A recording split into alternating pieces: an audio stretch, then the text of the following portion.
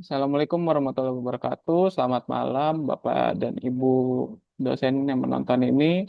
Kami dari kelompok 8 ingin mempresentasikan tentang hasil kerja kami, analisis durasi perjalanan penumpang Transjakarta menggunakan exploratory data, analisis, dan regresi linear.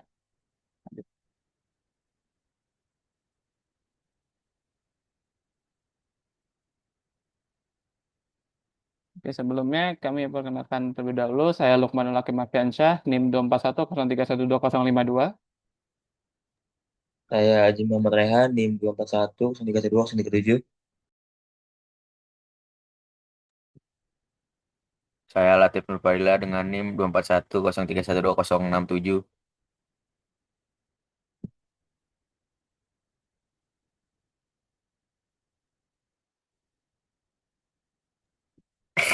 Saya Barani Fatala Putra dengan NIM 24103120063. Dan saya Ignatius Putra Ismayaji dengan NRP 24103120060.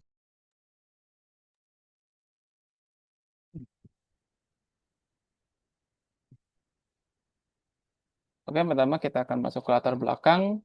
Latar belakang dari kami melakukan analisis ini itu loh karena transportasi umum memegang peranan penting dalam mobilitas perlokaan, yang dimana durasi perjalanan menjadi indikator utama dalam kinerja layanan. Nah, perkembangan sistem pembayaran elektronik menghasilkan data transaksi Transjakarta yang kaya akan informasi perjalanan, sehingga memungkinkan analisis kuantitatif untuk mengidentifikasi pola perjalanan serta faktor-faktor yang mempengaruhinya.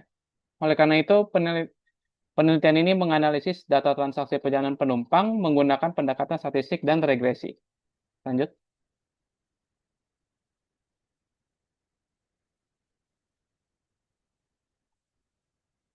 Lalu kita masuk ke rumusan bersama masalah. Yang pertama adalah bagaimana karakteristik data perjalanan penumpang Transjakarta. Lalu yang kedua, bagaimana pola dan distribusi durasinya. Lalu yang ketiga adalah faktor apa saja yang mempengaruhi durasi perjalanan. Yang keempat, seberapa besar pengaruh waktu dan karakteristik penumpang. Dan yang terakhir, bagaimana performa model regresi dalam menjelaskan durasi perjalanan. Setelah itu tujuannya yang pertama adalah mengidentifikasi karakteristik dan struktur data perjalanan penumpang Transjakarta. Lalu ada menganalisis distribusi dan pola durasi perjalanan melalui exploratory data analysis atau EDA. Lalu ada mengetahui faktor-faktor yang mempengaruhi durasi perjalanan penumpang. Setelah itu membangun model regresi untuk menjelaskan hubungan antara variabel independen dan durasi perjalanan. Setelah itu, yang terakhir adalah memberikan gambaran kuantitatif mengenai perilaku perjalanan penumpang Transjakarta.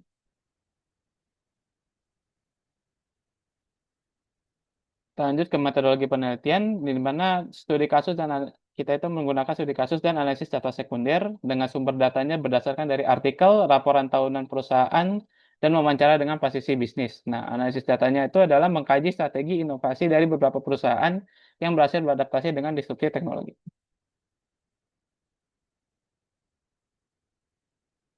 Oke, sekarang kita lanjut ke hasil preprocessing data. Lanjut. Nah, di sini lingkungan analisis ini dinyatakan siap karena seluruh library yang dibutuhkan tuh berhasil diimpor tanpa kendala. Nah, tahap pre-processing ini tuh menunjukkan bahwa dataset ini memiliki jumlah observasi yang besar. Lalu dengan kolom auto type ini dan type out yang berhasil dikonversi ke format datetime sehingga memungkinkan perhitungan durasi perjalanan. Variabel utama ini berupa durasi perjalanan dalam 1 menit dan berhasil dibentuk eh, dan data dengan nilai kosong pada variabel tersebut telah dihapus untuk memastikan validasi analisis statis dan regresi selanjutnya. Bisa dilihat di gambar. Oke, lalu ada exploratory data analysis. Next. Nah, bagian A ini statistik deskriptif. Yang pertama itu ada min durasi perjalanan. Bisa dilihat di gambar sebelah kanan. Rata-rata durasi perjalanan penumpang Transjakarta itu sekitar 71 menit. Namun nilai ini tuh masih dipengaruhi oleh beberapa perjalanan dengan durasi yang panjang. Lalu ada median dari durasi perjalanan. Bisa dilihat di sebelah kanan. Nilai median yang nilai median ini hampir sama dengan min, yang menunjukkan bahwa sebagian besar perjalanan ini tuh memiliki durasi yang relatif seimbang dan tidak terlalu ekstrim. Jadi next. Nah, yang ketiga itu ada nilai modus, rentang, varians, dan standar deviasi. Bisa dilihat di gambar bawah. Durasi perjalanan itu yang paling sering terjadi itu berada di sekitar 54 menit. Lalu selisih yang besar antara durasi terpendek dan terpanjang menunjukkan adanya variasi kondisi perjalanan yang sangat beragam. Lalu ada nilai variansi yang tinggi yang mengidentifikasikan penyebaran data durasi perjalanan cukup besar. Lalu ada durasi perjalanan penumpang yang menyimpang cukup jauh dari rata-rata, yang mencerminkan perbedaan rute, waktu perjalanan, dan kondisi lalu lintas. Jadi next. Lanjut, selanjutnya itu ada distribusi probabilitas data yang dimana distribusi durasi perjalanan itu tidak sepenuhnya normal dan cenderung miring ke kanan. Itu tuh menunjukkan adanya sejumlah perjalanan yang sangat panjang. Kondisi ini tuh menyebabkan rata-rata menjadi lebih tinggi dibandingkan dengan durasi mayoritas perjalanan. Boleh di next. Lanjut ada box plot durasi perjalanan. Box plot ini menunjukkan sebaran durasi yang luas dan banyak outliner berdurasi tinggi, yang kemungkinan tuh disebabkan oleh kondisi yang tidak lazim serta berpotensi mempengaruhi hasil analisis. Lanjut, ada analisis waktu jam tap in. Distribusi jam tap in ini menunjukkan dua puncak pada jam 5 sampai jam 7 pagi dan jam 4 sampai jam 6 sore. Hal tersebut itu mencerminkan pola perjalanan komputer harian. Di next. Selanjutnya itu ada analisis durasi perjalanan berdasarkan gender. Distribusinya ini perjalanan penumpang laki-laki dan perempuan itu relatif sama, sehingga gender itu tidak menentukan pengaruh signifikan terhadap lama dari perjalanan. Lalu ada yang selanjutnya ada koridor terpadat. Beberapa koridor seperti Cibubur, Balai Kota, lalu Ciputat, CSW itu memiliki frekuensi perjalanan yang paling tinggi, menandakan rute utama itu permintaannya tinggi yang selalu dengan berkorelasi dengan perhatian operasional khusus. Boleh di next.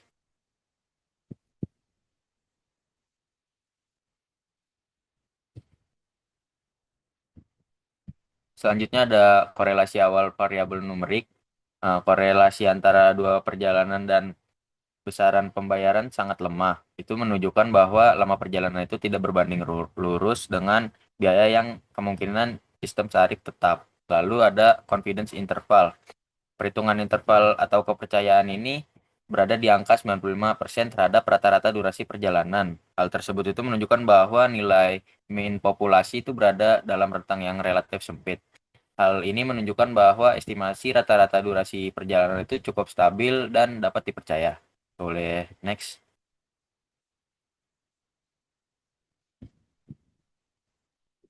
Oke, selanjutnya ada hasil featuring engineering. Bagi next. Yang pertama ada jam tap in. Jadi variabel jam tap in ini dibentuk untuk merepresentasikan waktu mulai perjalanan penumpang sehingga memungkinkan analisis pola temporal, kecenderungan durasi perjalanan, serta identifikasi periode waktu yang mempengaruhi kepadatan dan juga kelancaran perjalanan. Yang kedua ada kategori waktu, yaitu waktu perjalanan diklasifikasikan menjadi jam sibuk dan juga jam tidak sibuk untuk merepresentasikan tingkat kepadatan sehingga dapat dianalisis perbedaan durasi perjalanan berdasarkan kondisi operasional. Boleh di next. Yang ketiga ada usia penumpang.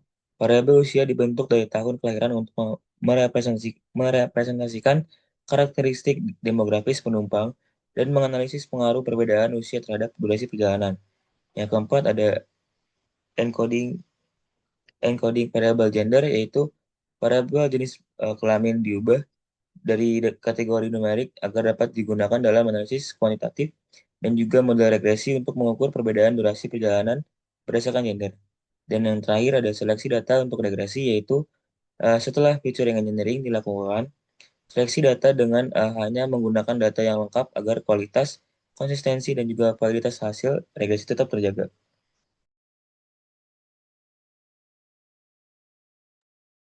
Baik, selanjutnya masuk ke hasil pemodelan regresi linear.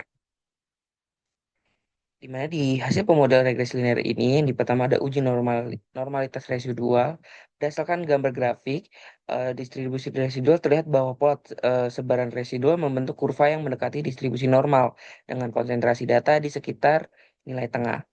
Lalu yang selanjutnya ada uji homoskedatisis. Jadi berdasarkan grafik uji homoskedastisitas ini, sebaran residual yang relatif merata menunjukkan bahwa tidak terdapat indikasi heteroskedastisitas. Jadi sehingga asumsi homoskedastisitas pada model regresi linear terpenuhi.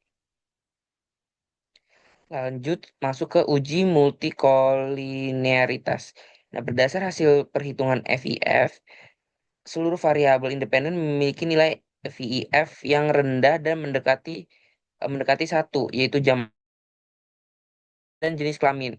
Di mana nilai VIF yang rendah itu menunjukkan bahwa tidak terdapat korelasi yang kuat antara variabel independen. Jadi dengan demikian dapat disimpulkan bahwa model regresi linear tidak mengalami masalah multikolinearitas. Lanjut ke regresi linear berganda, di mana analisis regresi linear berganda ini dilakukan untuk mengetahui pengaruh jam masuk penumpang atau tap in hour, kondisi jam puncak atau is peak hour, usia dan jenis kelamin terhadap durasi perjalanan. Tingkat signifikan yang digunakan dalam penelitian ini adalah 5% atau alfanya 0,05. Berdasarkan hasil analisis di bawah, hasil ini mengindikasikan bahwa durasi perjalanan Transjakarta lebih dipengaruhi oleh faktor operasional dibandingkan karakteristik demografis penumpang. Bisa dilihat di dua tabel di bawah.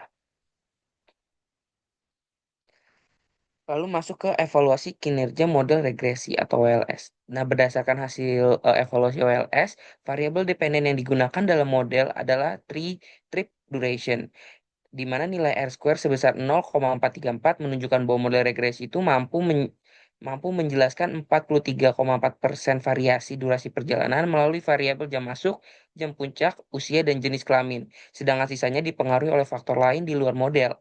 Nah, selain itu ada nilai F statistik sebesar 3.266 dengan probabilitas sebesar 0,000 menunjukkan bahwa model regresi secara keseluruhan signifikan dan layak digunakan. Nah, dengan dan nilai Durbin Watson sebesar 1,820 mengindikasikan bahwa tidak terdapat autokorelasi yang serius pada residual model. Lalu ada hasil uji normalitas residual menunjukkan nilai omnibus sebesar 665,987 dan jerk Bera sebesar 735,939 dengan probabilitas yang sangat kecil.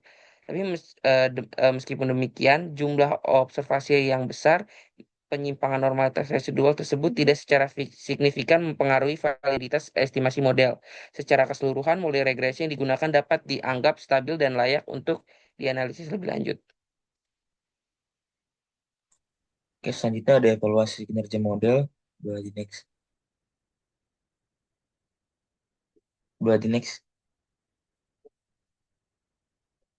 Nah, jadi model regresi linear telah sesuai dengan tujuan penelitian dengan data dan juga variabel yang relevan.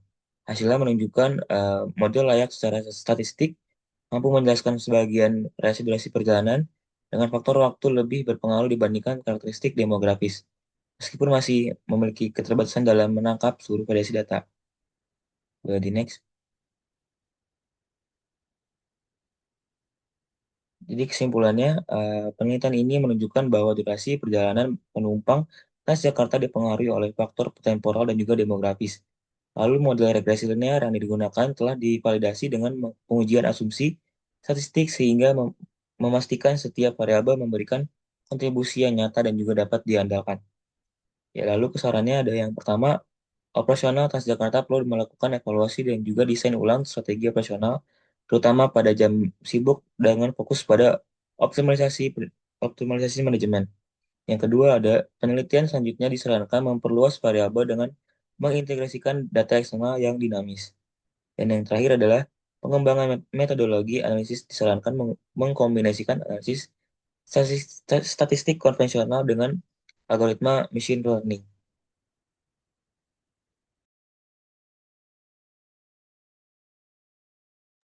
Boleh di next. Oke, sekian presentasi dari kelompok kami. Apabila ada kesalahan dan kekurangan, kami mohon maaf. Terima kasih telah menyaksikan. Wassalamualaikum warahmatullahi wabarakatuh.